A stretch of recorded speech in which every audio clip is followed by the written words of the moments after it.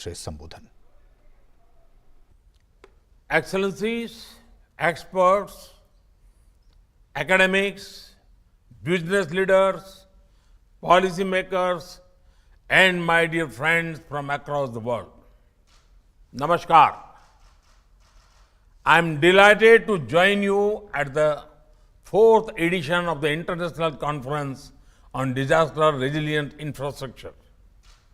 At the outset, we must remind ourselves that the solemn promise of the Sustainable Development Goals is to leave no one behind. That is why we remain committed to meeting the needs of the poorest and the most vulnerable by building the next generation infrastructure to realize their aspirations.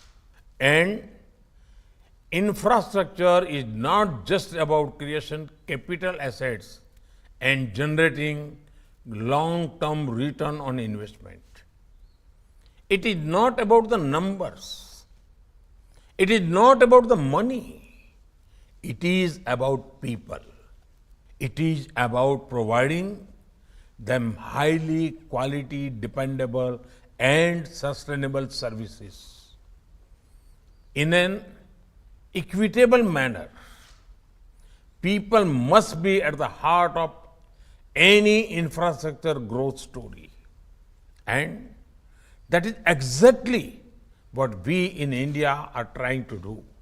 As we scale up the provision of fundamental services in India, from education to health, from drinking water to sanitation, from electricity to transport, and much more, we are also tackling climate change in a very direct way. That is why at COP26, we have committed to attain net zero by 2070 in parallel with our developmental efforts.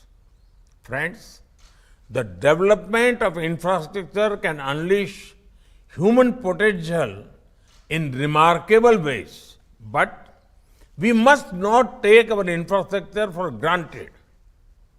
These systems have known and unknown challenges, including climate change.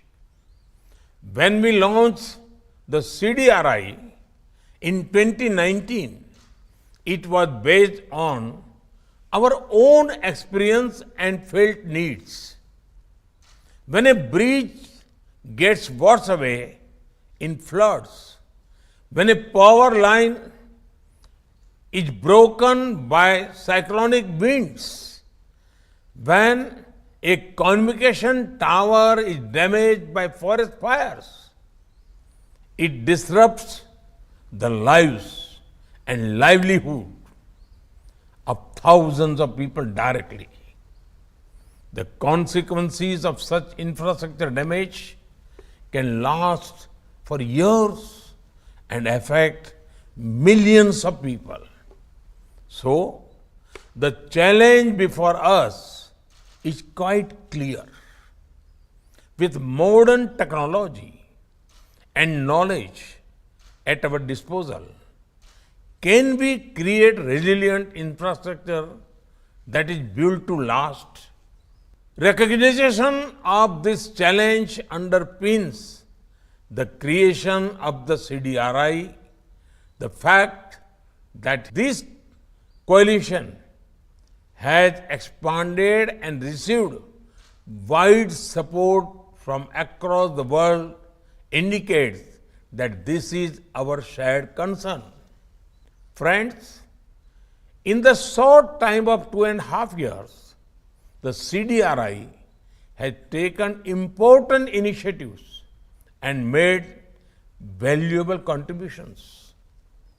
The initiatives on infrastructure for resilient island states that was launched at COP26 last year is a clear expression of our commitment to work with small island countries.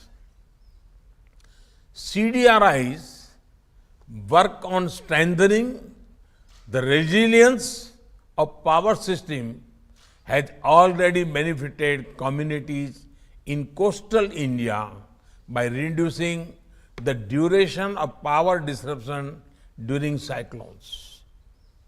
As this work progresses to the next phase, it can be scaled up to benefit over 130 million people who are exposed to tropical cyclones every year.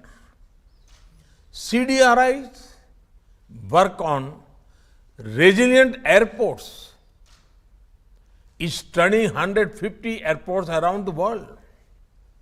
It has the potential to contribute to the resilience of global connectivity. The global assessment of disaster resilience of infrastructure system that is being led by CDRI will help create global knowledge that would be immensely valuable. CDRI fellows from across the member states are already producing solutions that can be scaled up. They are also creating a global network of committed professionals that will help shape a resilient future to our infrastructure systems.